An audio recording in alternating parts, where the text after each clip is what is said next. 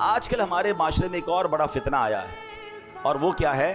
آدھی جہالت ہے، کیونکہ قرآن نے بڑا پیارا حکم دیا ہے، اَفَتُؤْمِنُونَ بِبَعْضِ الْكِتَابِ وَتَكْفُرُونَ بِبَعْضٍ، تو کیا تم اللہ کے بعض احکام کو مانتے ہو اور بعض سے انکار کرتے ہو؟ تو اب ہوا کیا ہے؟ ایک بات یاد رکھیے گا، آدھا جاہل جو ہوتا ہے وہ بہت خطرناک ہوتا ہے، کیونکہ کچھ لوگ قرآن کی ایک دو آیتیں یاد کر کے، ایک دو حدیثیں یاد کر کے اب احکام شریعہ بیان کرنا شروع کر دیتے ہیں کہ یہ ناجائز ہے، یہ جائز ہے۔ ارے بھائی قرآن میں تو لکھا ہے، ایسا تو کر ہی نہیں سکتے۔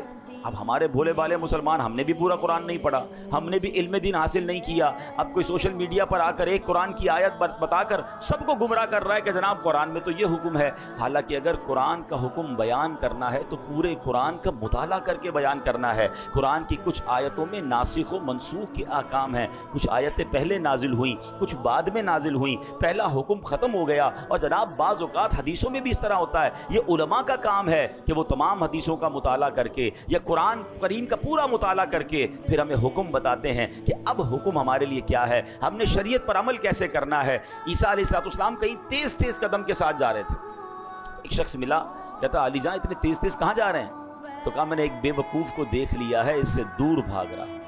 عرض کیا علی جان آپ تو بڑے شاندار شخصیت والے ہیں، بڑی شان والے ہیں، آپ تو مردے زندہ کر لیا کرتے ہیں۔